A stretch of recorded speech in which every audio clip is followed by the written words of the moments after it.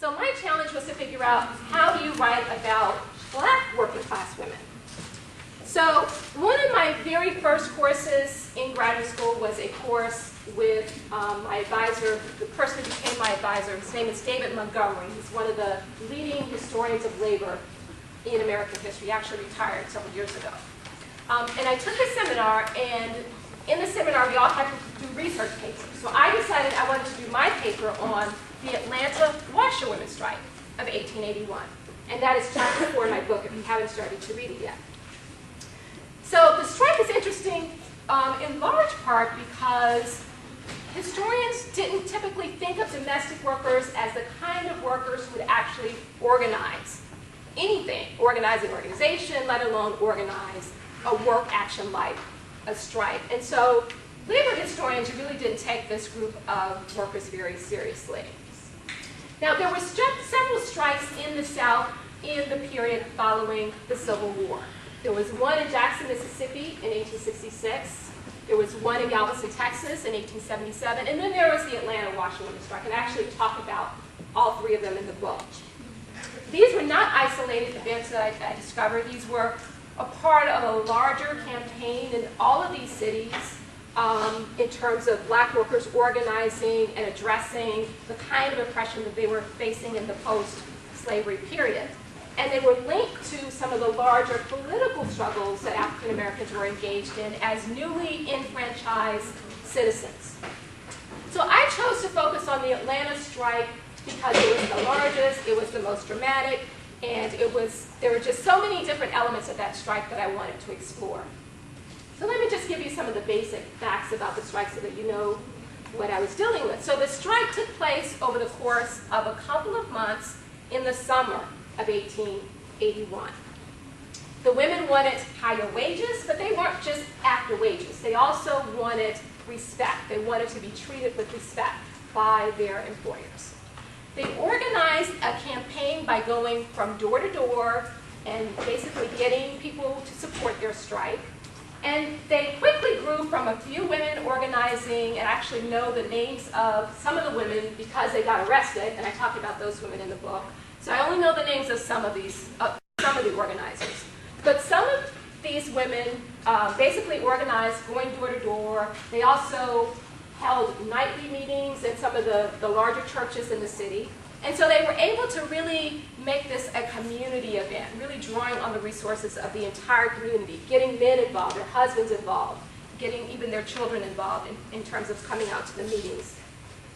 The strike was opposed by the mostly white population, the people who employed the laundresses, the city officials, the business leaders, the city boosters, the Atlanta Constitution, which today you think of newspapers as being a little bit more neutral than back then. Back then, the editors of the newspaper made no bones about their opinion when they wrote about certain incidents in the city. So you read the Atlanta Constitution in this period, you see that the Atlanta Constitution was definitely part of the opposition.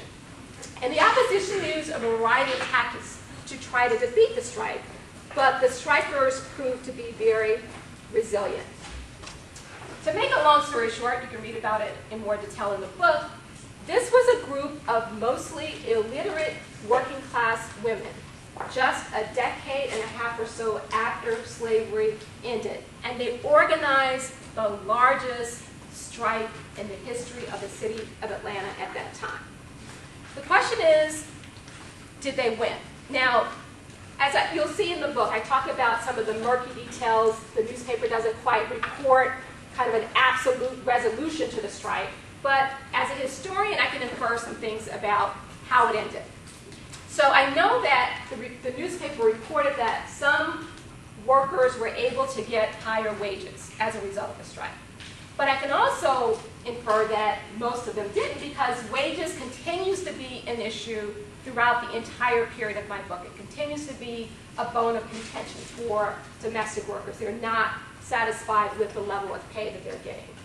But the point that I try to make, though, is that they won on a symbolic level. They won politically, in part because no one really expected the washerwomen to have the kind of effect that they did. No one expected that these women could actually pull off an event in such an organized way.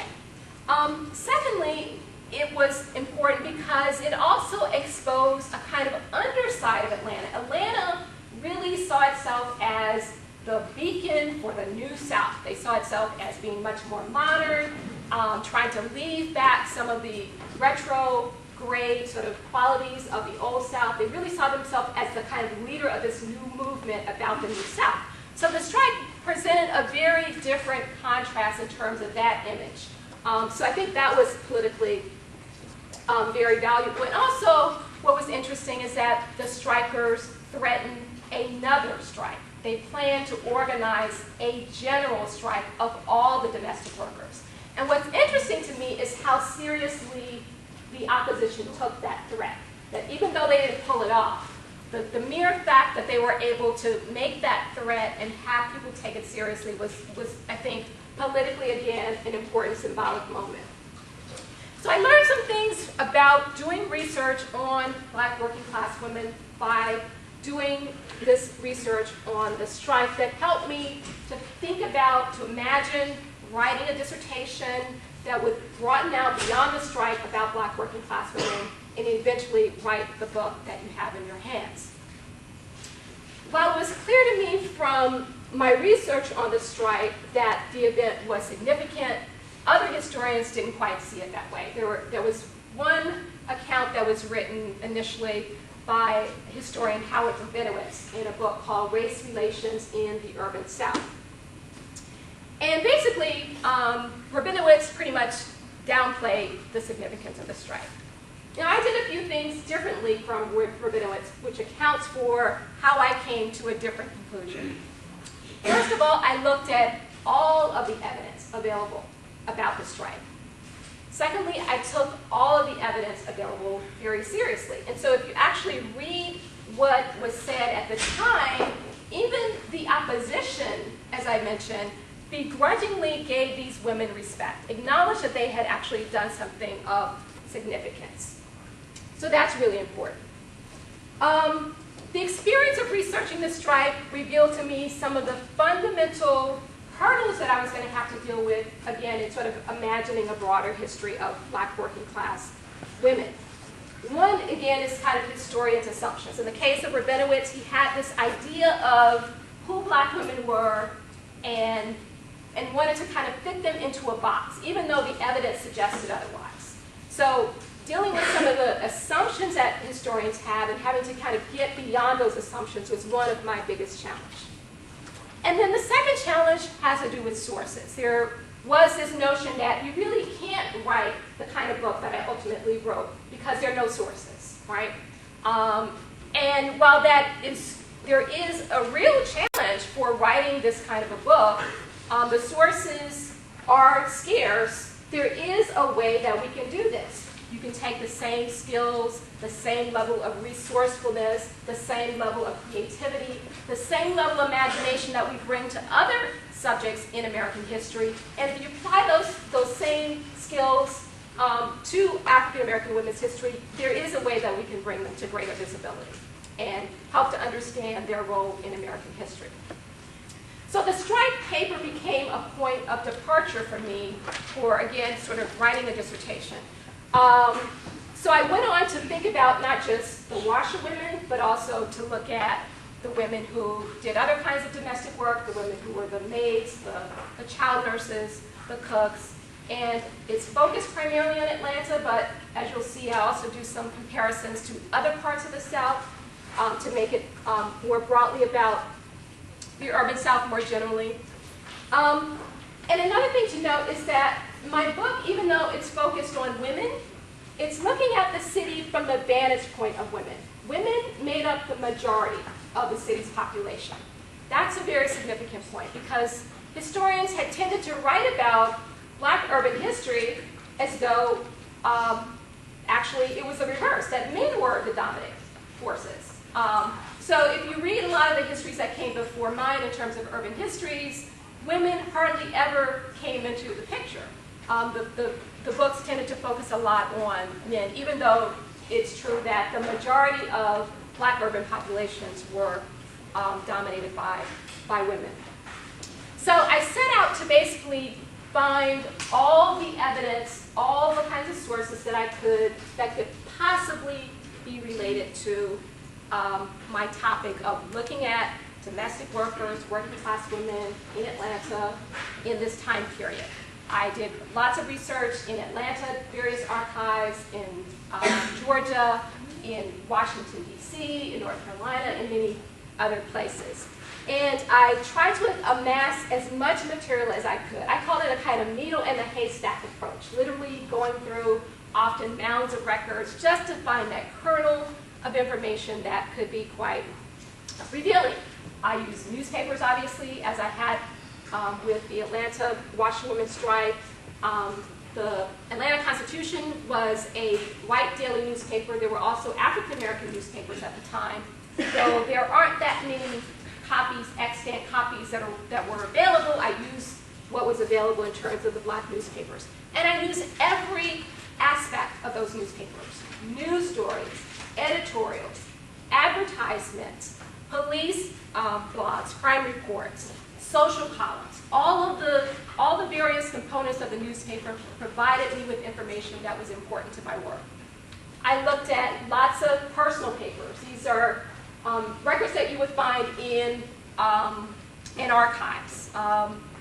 Employers' household account books. You'll notice, for example, that I talk about, I mentioned the issue of wages. How much did women, how much were they paid for various kinds of work? And I got that information by looking at household account books. And what's interesting is that you get a sense, back then people actually kept records of what they spent, often down to the penny, on clothing, on food, on their mortgage or their rent, on money that they gave to even beggars on the street.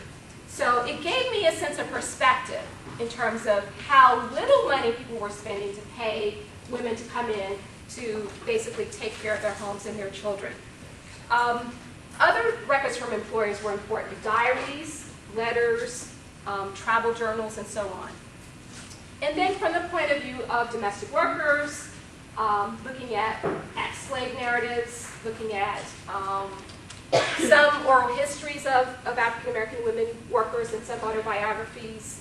I used lots of black organizational records, the NAACP, the Urban League, church records. One of the organizations that really stand out in the book is an organization that was local called the Neighborhood Union. And so this was an organization that was started by a group of women in the city of Atlanta. And it included domestic workers. And it's interesting because it also included educated middle-class women. So it's a really interesting cross-class alliance of black women working together, dealing with various social issues in the city. I used government documents from the local to the state to the federal level. The Freedmen's Bureau records after the Civil War, for example, census data, city directories. So those women strikers, I was able to get information about their lives, for example, by going to the census data. And it told me where they lived, who they were married to, how many children they had, what ages they were. And one of the things I discovered is that, not surprisingly, the women that I could identify lived in the same neighborhood. I looked at medical journals, public health organization records. Those are, and there are many, many other kinds of records that I was able to uncover.